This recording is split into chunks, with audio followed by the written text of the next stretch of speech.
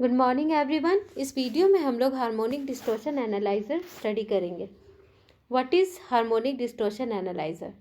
So a harmonic distortion analyser measure total harmonic power present in the test wave rather than the distortion causes by each component. It means जो harmonic distortion analyser होता है वो मेरा क्या major करता है? Total harmonic power जो मेरा एक टेस्ट वेव पे प्रेजेंट हो रहा है, यानी कि जो अगर हम कोई सिग्नल लिए, कोई वेव लिए जिसको हमको टेस्ट करना है, उस वेव पे मेरा टोटल कितना हार्मोनिक पावर प्रेजेंट है उसको मेरा मेजर करता है हार्मोनिक डिस्टॉर्शन एनालाइजर। ठीक है, rather than distortion caused by each component. ये मीन्स डिस्टॉर्शन एनालाइजर क्या होता है? ये मेरा ये मेजर नहीं करता है कि कौन से कंपोनेंट कितना डिस्टॉर्शन काउज कर रहा है, बस ये क्या मेजर करेगा? टोटल कितने हार्मोनिक प्रेजेंट है पूरे वेव्स में मेरे। ठीक है, सो इसको फाइंड करने का जो सिंपलेस्ट मेथड होता है वो मेरा suppress the fundamental frequency by means of high pass filter whose cut off frequency is a little above the fundamental frequency. ठीक है, इसको फाइंड करने के लिए हम सबसे ईजीएस्ट जो मेथड होता है उस पर हम लोग क्या करते हैं, जो फंडामेंटल फ्रीक्वेंसी होता है ना। अब क्वेश्चन ये है कि व्हाट इज़ फंडामेंटल फ्रीक्वेंसी। अगर हम लोग कोई भी एक सिग्नल लिए तो उस सिग्नल का जो सबसे लोवेस्ट फ्रीक्वेंसी जो होता है उसको हम लोग बोलते हैं फंडामेंटल फ्रीक्वेंसी। ठीक है, सबसे लोएस्ट फ्रीक्वेंसी को हम लोग क्या बोलते हैं? Fundamental frequency. तो हम लोग का जो सिंपलेस्ट मेथड है हार्मोनिक डिस्टॉर्शन फाइंड करने का वो होता है कि हम लोग फंडामेंटल फ्रीक्वेंसी को सप्रेस करते हैं by using high pass filter, जिसका कट ऑफ फ्रीक्वेंसी जो होता है वो फंडामेंटल फ्रीक्वेंसी से थोड़ा सा ज़्यादा होता है। ठीक है, सो हाई पास फिल्टर क्या करेगा? हाई पास फिल्टर सिर्फ अलाउ करेगा हार्मोनिक को अपने थ्रू पास होने के लिए, जिससे मेरा टोटल हार्मोनिक डिस्टॉर्शन जो होता है हम लोग मेजर करते हैं। ठीक है, तो ये मेरा हार्मोनिक डिस्टॉर्शन एनालाइजर होता है। तो टोटल हार्मोनिक डिस्टॉर्शन क्या होता है? So the total harmonic distortion can be written as THD is equals to under root E2 square plus E3 square plus dot dot dot plus EN square upon EF। ठीक है, THD क्या है? Total harmonic distortion. EF क्या है मेरा? The amplitude of fundamental frequency including fundamental frequency. ठीक है, ये फंडामेंटल फ्रीक्वेंसी का एम्पलीट्यूड है। ठीक है, E2 E3 EN क्या है? Amplitude of individual harmonic. E2 means second harmonic, E3 means third harmonic, इस तरह nth हार्मोनिक। nth हार्मोनिक सबके ये क्या होता है? एम्पलीट्यूड होता है। तो ये मेरा टोटल हार्मोनिक डिस्टॉर्शन का फॉर्मूला होता है। ठीक है, so other type of harmonic distortion analyser based on fundamental separation R S follows. ठीक है, हम लोग हार्मोनिक डिस्टॉर्शन एनालाइजर किस पे कैसे फाइंड कर रहे हैं? By using fundamental separation. इस प्रिंसिपल पे हम लोग हार्मोनिक डिस्टॉर्शन एनालाइजर को देख रहे हैं कि कैसे मेरा टोटल डिस्टॉर्शन फाइंड होता है। ठीक है, तो अदर टाइप्स क्या क्या है मेरा? फर्स्ट वन है एम्प्लॉइंग अ रेजोनेंस ब्रीज। ठीक है, अब हम लोग यहाँ रेजोनेंस ब्रीज को अप्लाई करेंगे। देखिए, ये मेरा रेजोनेंस ब्रीज बना हुआ है। ठीक है, ठीक है, ये मेरा रेजोनेंस ब्रीज है। ठीक है, ये जो रेजोनेंस ब्रीज है ना, ये मेरा फंडामेंटल फ्रीक्वेंसी पे बैलेंस किया गया है। ठीक है, हम लोग कैसे बैलेंस करेंगे? By L and C। ठीक है, जो मेरा इंडक्टर एंड कैपेसिटर है यहाँ पे, इसको हम लोग ट्यून करके इसको फंडामेंटल फ्रीक्वेंसी पे बैलेंस करते हैं। ठीक है, so the breeze is unbalance for the harmonic. ठीक है, ये जो ब्रीज है वो अनबैलेंस हो जाता है हार्मोनिक के केस में। ठीक है, तो मीन्स जो भी हार्मोनिक पावर होगा ना वही मेरा अवेलेबल होगा आउटपुट डिटेक्टर में। ये जो हार्मोनिक डिटेक्टर है इस पर मेरा सिर्फ और सिर्फ हार्मोनिक पावर ही आएगा जिसको हम लोग मेजर करेंगे। ठीक है, so the bridge shown in figure 9.5 is balance for fundamental frequency. ये बैलेंस रहता है फंडामेंटल फ्रीक्वेंसी के लिए। That is L and C tune to the fundamental frequency. L और C जो रहता है इसको हम लोग ट्यून करते हैं फंडामेंटल फ्रीक्वेंसी पे। ये जो ब्रीज होता है is unbalance for the harmonic, that is only harmonic power will be available at the output terminal and can be measured. ठीक है, यहाँ तक क्लियर हुआ? अगर मान लीजिए कि हम लोग इसके फंडामेंटल फ्रीक्वेंसी को चेंज कर देंगे तो ब्रीज को हमको फिर से इसको बैलेंस करना पड़ेगा। इट मीन्स हमको L एंड C को फिर से बैलेंस करना पड़ेगा। ठीक है, मीन्स ट्यून करना पड़ेगा। अगर मान लीजिए कि इस पे L और C मेरा फिक्स्ड है, अगर L और C यहाँ पे फिक्स्ड होगा तो ये मेथड सिर्फ मेरा सुटेबल किसके लिए होगा? ऐसे सिग्नल्स के लिए जिसके फंडामेंटल फ्रीक्वेंसी मेरा फिक्स्ड हो। ठीक है, चेंज ना हो, तभी ये इसको मेजर कर सकता है, उसके टोटल हार्मोनिक डिस्टॉर्शन को ये फाइंड कर सकता है। ठीक है। अब देखिए यहाँ जो इंडिकेटर है वो बेसिकली थर्मोकपल और square law vacuum tube volt meters type है। ठीक है, यहाँ पे जो हम लोग यूज़ किया वैक्यूम ट्यूब वोल्ट मीटर्स है। ये क्या इंडिकेट करेगा, मेरा कितना आरएमएस मीन्स जितने भी हार्मोनिक है सबके आरएमएस वैल्यू को ये रिप्रेजेंट करेगा। ठीक है, अगर मान लीजिए कि यहाँ पे जो हम लोग टेस्ट वेव दे रहे हैं, ठीक है, यहाँ जो भी हम सिग्नल दे रहे हैं जिसको हमको टोटल हार्मोनिक डिस्टोर्शन फाइंड करना है, इसकी फ्रीक्वेंसी मान लीजिए कंटिन्यूस चेंज होगा। ठीक है, तो ये मेथड मेरा उस टाइम एम्प्लॉय नहीं होगा, उस टाइम मेरे को मुझे दूसरे मेथड पे जाना होगा जो कि मेरा वेन ब्रिज अरेंजमेंट होगा। ठीक है, वेन ब्रिज अरेंजमेंट मेरा किसके लिए एप्लीकेबल होता है, जहाँ पे मेरा फंडामेंटल फ्रीक्वेंसी जो होता है वो कंटिन्यूस एडजस्ट हो, मीन्स वेरी करे। ठीक है, तो ये मेरा हो गया रेजोनेंस ब्रिज के बारे में। नेक्स्ट मेथड देखेंगे हम लोग वेन ब्रिज मेथड। ठीक है, ये मेरा Wien bridge method second method है। ठीक है, यहाँ देखिए ये मेरा वेन ब्रिज मेथड हो गया। तो the breeze is balance for the fundamental frequency, यहाँ पे जो ब्रीज है वो भी मेरा फंडामेंटल फ्रीक्वेंसी पे बैलेंस किया गया। The fundamental energy is dissipated in the breeze circuit element, इसका जो फंडामेंटल एनर्जी है वो पूरे सर्किट पे डेसिपेट कर दिया गया है। सिर्फ और सिर्फ हार्मोनिक कंपोनेंट जो होंगे ना वो मेरा आउटपुट पे रीच करेगा, जिससे मेरा टोटल हार्मोनिक डिस्टॉर्शन फाइंड हो जाएगा। ठीक है, यहाँ जो ब्रीज है, ठीक है, ये ब्रीज है, यहाँ पे वोल्टेज डिवाइडर है। ठीक है, बाइसिंग किया हुआ है, ये ट्रांजिस्टर है। ठीक है, यहाँ पे बाइसिंग किया हुआ है, यहाँ से हम लोग इनपुट दे रहे हैं। ठीक है, यहाँ से हम लोग इनपुट दे रहे हैं, ये ब्रीज सर्किट है, वेन ब्रीज सर्किट। ठीक है, यहाँ पे जितने भी इस ब्रीज को सबसे पहले हम लोग क्या करेंगे, फंडामेंटल फ्रीक्वेंसी पे बैलेंस करके रखेंगे। अब इस पे जो फंडामेंटल एनर्जी होगा वो सारे एलिमेंट्स पे डेसिपेट में इक्वली डिवाइड किया जाएगा, डेसिपेट हो जाएगा।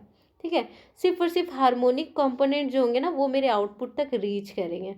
ठीक है, जो हार्मोनिक जो डिस्टोर्शन है वो मेरे मीटर के थ्रू मेज़र करेंगे। अब यहाँ पे जो बैलेंस करने के लिए, फंडामेंटल फ्रीक्वेंसी को बैलेंस करने के लिए हम लोग ब्रीज का जो एलिमेंट है उसको बस ट्यून करेंगे। ठीक है, तो ये मेरा वेन ब्रीज मेथड हो गया। इस तरह से हम लोग इस पर फाइंड करते हैं टोटल हार्मोनिक डिस्टॉर्शन को। ठीक है, लास्ट वन क्या है, bridge type T network method. ठीक है, ये मेरा टी नेटवर्क मेथड है।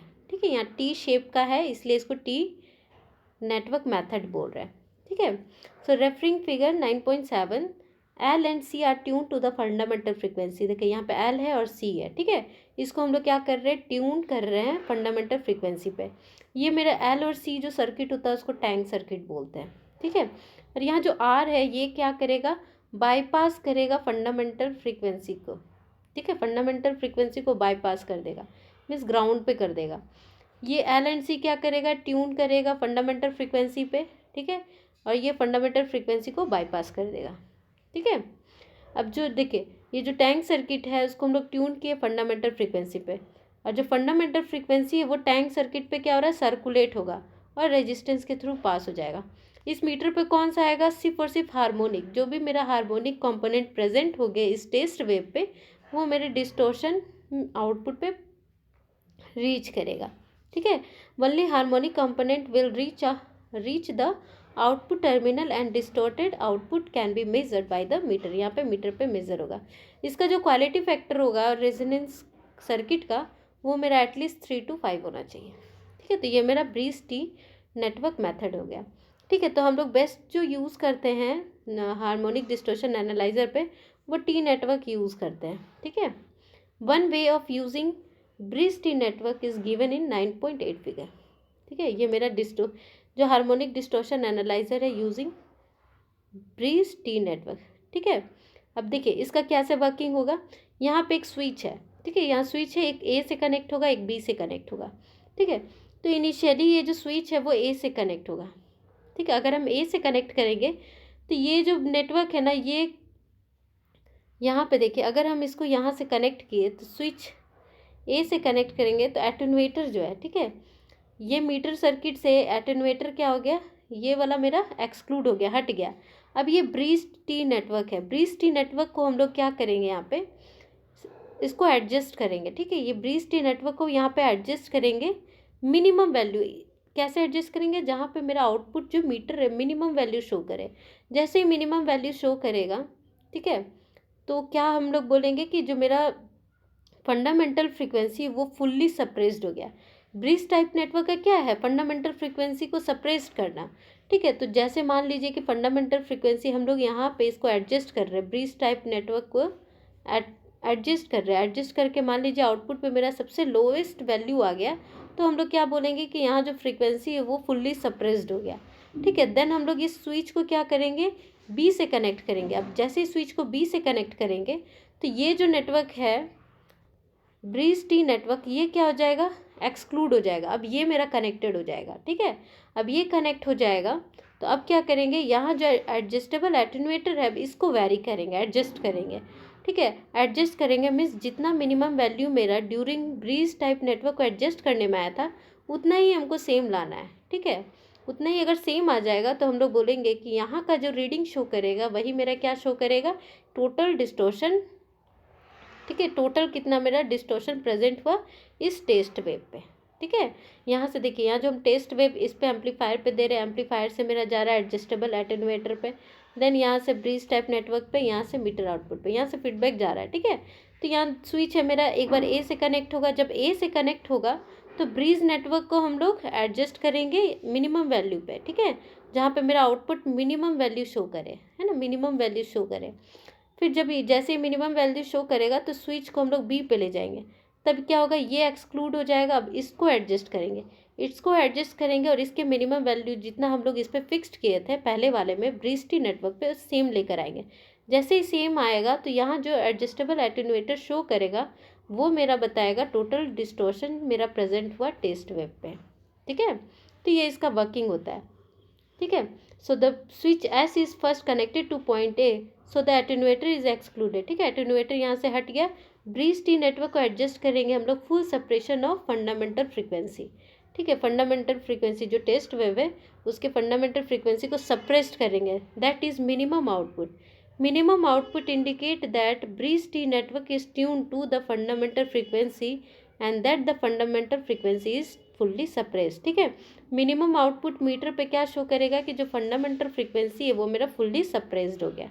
ठीक है, नेक्स्ट हम लोग देखेंगे जब हम लोग स्विच बी पे ले जाएंगे। ठीक है, when the switch is connected to terminal B the bridge T network is excluded. अब यहाँ पे ब्रीज टी नेटवर्क एक्सक्लूड हो गया। अब एटेन्यूएटर को क्या करेंगे हम लोग, एडजस्ट करेंगे until the same reading is obtained in the meter. Means bridge T network पे मीटर पे मेरा जितना मिनिमम वैल्यू शो किया था उतना तक हम लोग के उस वैल्यू को लाने के लिए हम लोग क्या करेंगे, एटेन्यूएटर को एडजस्ट करते रहेंगे। जैसे ही मेरा आ जाएगा the attenuator reading indicate the total RMS distortion, कितना आरएमएस डिस्टॉर्शन है, जब मेरा एटेन्यूएटर का वैल्यू ब्रीज टी नेटवर्क के मीटर से सेम हो जाएगा। ठीक है, तो वो मेरा इंडिकेट करेगा टोटल आरएमएस डिस्टॉर्शन। ठीक है, अब देखिए जो डिस्टॉर्शन मेजरमेंट होता है ना, इसको हम लोग वेव एनालाइजर से भी मेज़र कर सकते हैं। वेव एनालाइजर से अगर हम लोग मेज़र करेंगे तो वो क्या बताएगा, उसका एम्पलीट्यूड भी बताएगा और कितने जो फ्रीक्वेंसी जितने भी कंपोनेंट है सबके ईच का फ्रीक्वेंसी भी बताता है। ठीक है, इस तरह से मेरा वेव एनालाइजर भी हार्मोनिक डिस्टॉर्शन एनालाइजर कैलकुलेट करता है। ठीक है, और हम लोग जो मेथड यूज़ कर रहे हैं वो फंडामेंटल सप्रेशन मेथड है, फंडामेंटल फ्रीक्वेंसी को सप्रेस कर रहा है। ठीक है, और उससे हम लोग फाइंड कर रहे हैं हार्मोनिक डिस्टॉर्शन। ठीक है, तो ये जो मेथड हम लोग पढ़े सप्रेशन मेथड वो बहुत ही सिंपल मेथड होता है। ठीक है, और बहुत ही मीन्स उसका डिज़ाइन भी बहुत सिंपल होता है और एक्सपेंसिव नहीं होता है ये method, wave according to wave analyser.